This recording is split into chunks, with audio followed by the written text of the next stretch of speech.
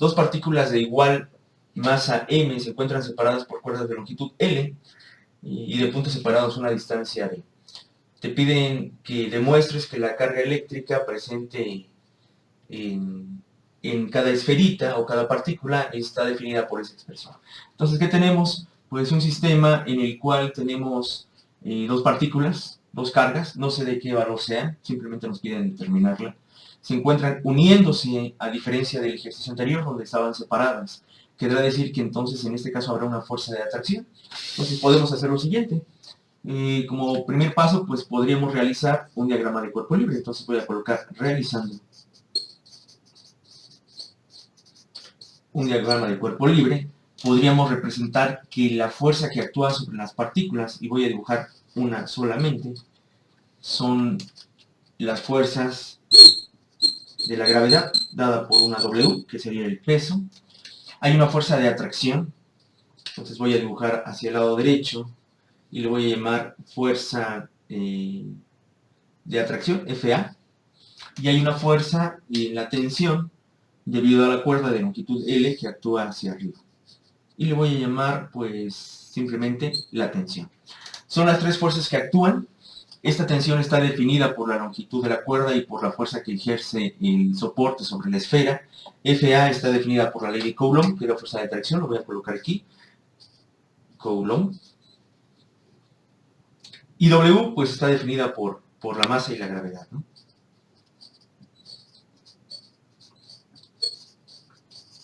Ok, entonces ya tengo mi diagrama de cuerpo libre. Lo que tendría que hacer ahora sería analizar, como lo hicimos en el caso anterior, haciendo, como están en equilibrio, haciendo una sumatoria de fuerzas en X, una sumatoria de fuerzas en Y, de tal manera que tendremos que ir desglosando prácticamente todo el ejercicio hasta determinar cuánto vale prácticamente la carga eléctrica. En este caso, pues lo vamos a tener que dejar definido en función a una expresión, que si tuviéramos los datos, pues simplemente tendríamos que sustituir para poder encontrar ese valor. ¿Ok, chicos? Entonces vamos a comenzar a resolverlo. ¿Puedo borrar el texto? Chicos, ¿puedo borrar el texto? Sí, lo entendí, pero... Sí, maestro.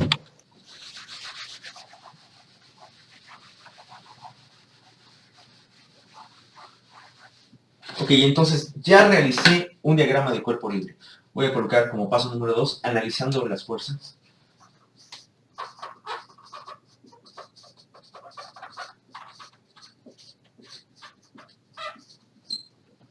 Y colocaríamos, pues, algo más o menos así.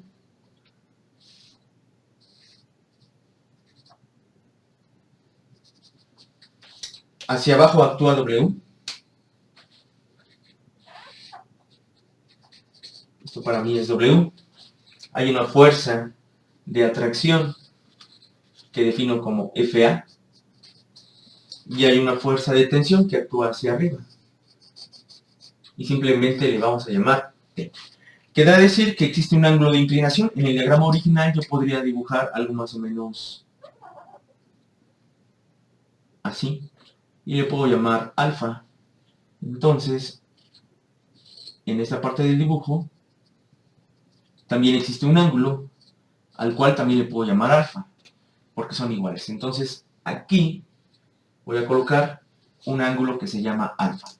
¿Ok? Entonces, si nosotros hacemos sumatoria de fuerzas en X y sumatoria de fuerzas en Y, la primera situación es de que realizando sumatoria de fuerzas en X, sumatoria de fuerzas en X es igual a 0, le voy a llamar expresión número 1, podría encontrar que esta T tiene componentes, ¿no?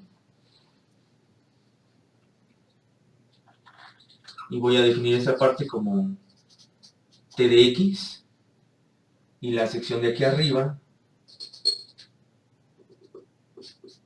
como T de Y. Así, si realizamos sumatoria de fuerzas en X, podríamos definir que FA, que va hacia la derecha, FA menos la tensión en X es igual a 0. Por lo tanto, la tensión en X es igual a la fuerza A. Y vamos a llamarle expresión número 2. Pero, ¿quién es la tensión en X? La tensión en X es la componente de este vector T sobre este eje coordenado. Y nos hace falta entonces el ángulo, ¿sí? Porque nosotros podemos definir que T de X es igual a FA, y esto no es más que T. Como está medida con respecto a la vertical, la componente en X tendría que ser el seno, entonces sería T por el seno de alfa, no es más que igual a FA. Y vamos a llamar la expresión número 3. De tal forma que T tendrá que ser FA partido por el seno de alfa. Y le voy a llamar expresión número 4. Recuerden, esta es la componente en X, es igual a FA, entonces simplemente despejo T y quedaría FA partido por el seno de alfa.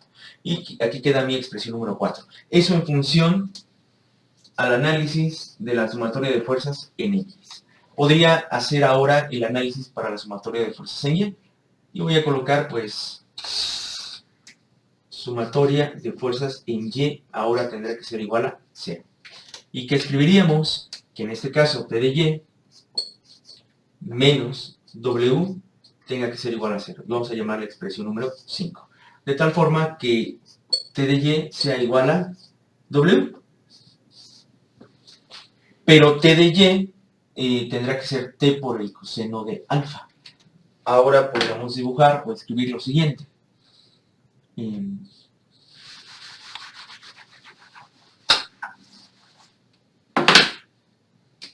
Entonces T de Y, T por el, como es T de Y, sería T por el coseno de alfa es igual a W.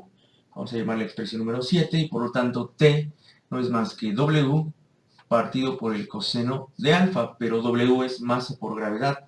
Entonces la masa por gravedad partido por el coseno de alfa. Esto es igual a T. Y vamos a llamar la expresión número 8. Y ya tengo dos formas de determinar en este caso a T. Una la obtuve por la sumatoria de fuerzas en X y la otra la obtuve por la sumatoria de fuerzas en Y. De tal manera que pues podríamos definir una igualdad. Recuerden que T por el seno de alfa pues es FA, aquí relaciona la fuerza de atracción y aquí relaciona el peso. Entonces igualando, podemos escribir igualando las expresiones 8 y 4, o 4 y 8, tenemos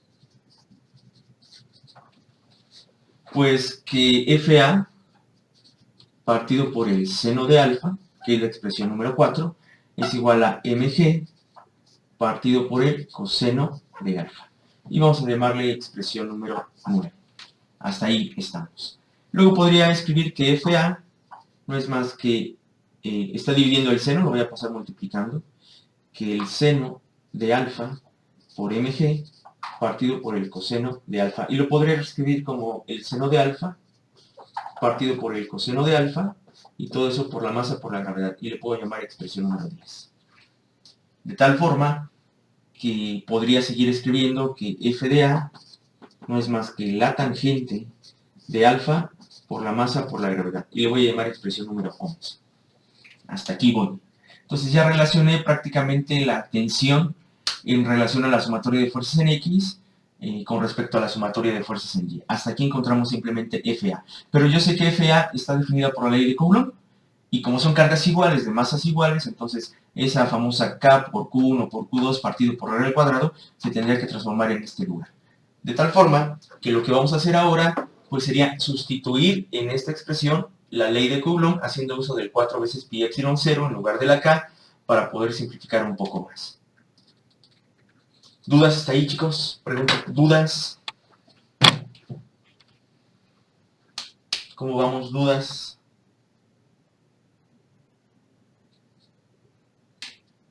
¿Dudas? No, profe. ¿Seguros? ¿Puedo borrar el pizarrón del lado derecho donde está este dibujito? Sí.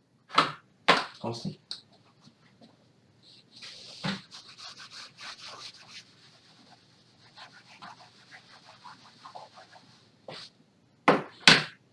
Entonces, sustituyendo ahora FA, voy a colocar sustituyendo a FA. Nosotros sabemos que FA, que es la fuerza de atracción, que está definida por la ley de Coulomb, no es más que K por Q1 por Q2 partido por R al cuadrado. Y le voy a llamar expresión número 2, que es la ley de Coulomb. Sin embargo, haciendo uso de la equivalencia de esa constante, también podemos escribir Q1 por Q2 partido por 4 veces pi, epsilon 0, por R al cuadrado. Y le voy a llamar expresión número 3. Pero sabemos que son cargas iguales. Entonces, si son cargas iguales,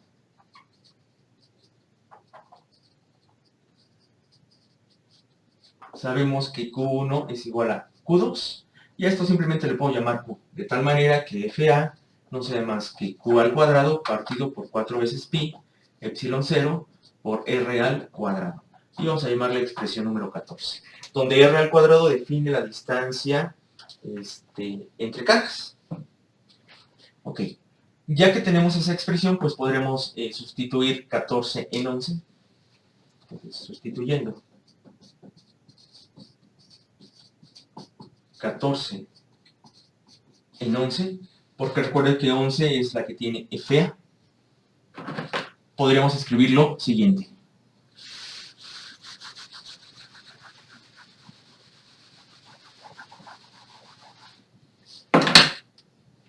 Pues ahora escribimos que Q cuadrada partida por 4 veces pi y epsilon 0 por R al cuadrado no es más que la tangente de alfa por la masa por la gravedad. Y vamos a llamarle expresión número 12. Ahora lo que nos hace falta conocer es quién es la tangente de alfa. ¿Sí? Entonces voy a colocar, incluso podría despejar aquí, sería Q cuadrada, y lo escribiría así. Q cuadrada es igual a 4 veces pi, epsilon 0, por R al cuadrado, por la tangente de alfa, por la masa por la gravedad. Y le voy a llamar expresión número 13. Y repito, pues ahora lo que nos faltaría conocer serían las distancias. Entonces, necesitamos conocer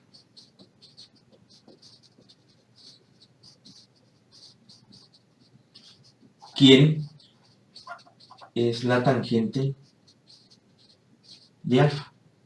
Y eso lo vamos a lograr analizando el diagrama original, donde teníamos de manera geométrica, pues prácticamente los dos soportes, teníamos dos esferitas,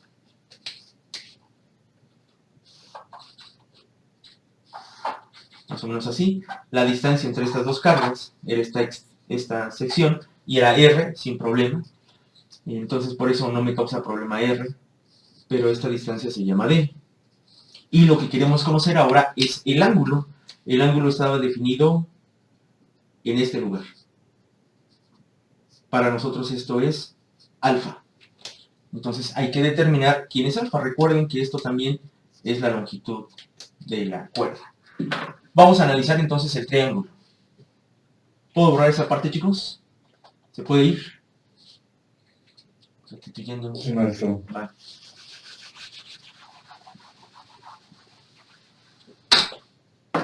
Y voy a colocar analizando el triángulo.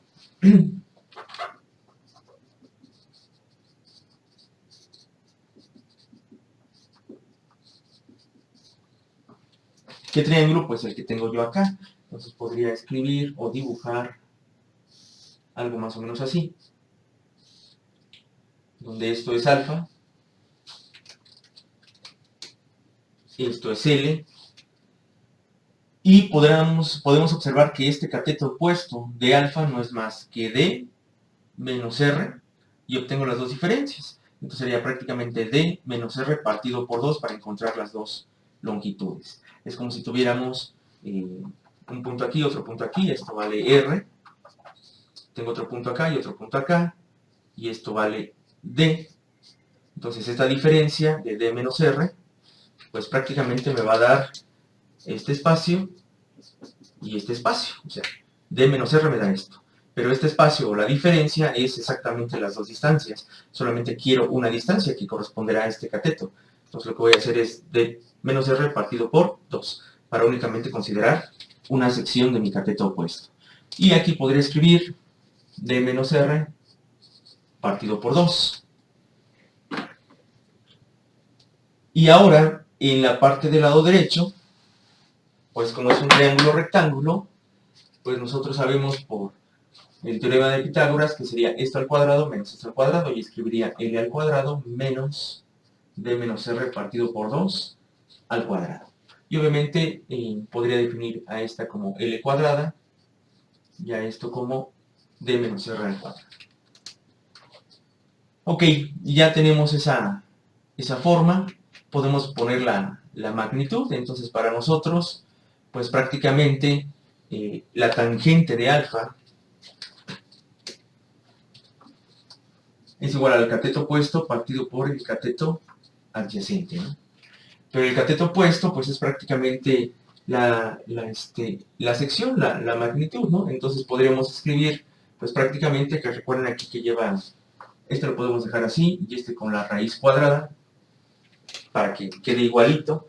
Entonces esta L ya la tronamos, y prácticamente quedaría así. Esto al cuadrado menos esto al cuadrado es esta distancia.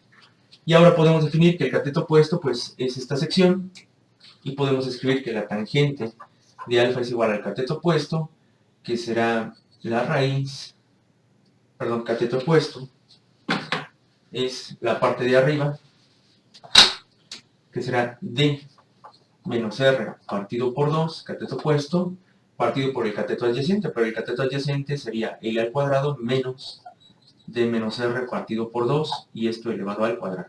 Y le puedo llamar expresión número 14.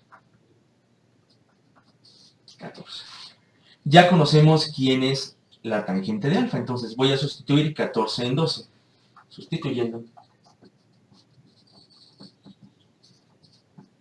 14 en 12, aquí, más bien en 13, perdón.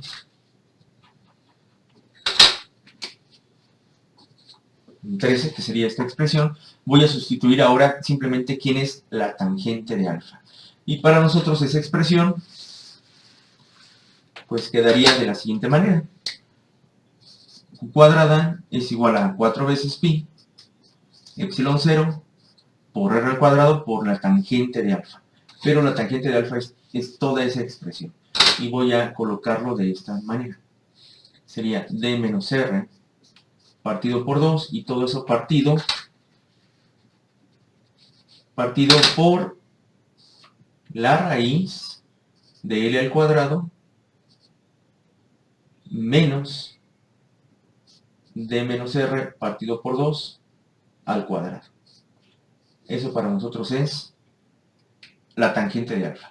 Y aún todavía más por la masa por la gravedad. Y le voy a llamar expresión número 14. 15.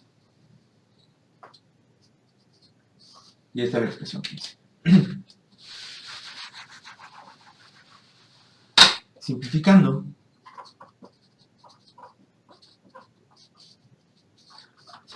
a 15, y pues la parte de arriba está multiplicando y la parte de abajo está dividiendo, entonces lo único que voy a hacer es reordenarlo y sacar la raíz cuadrada.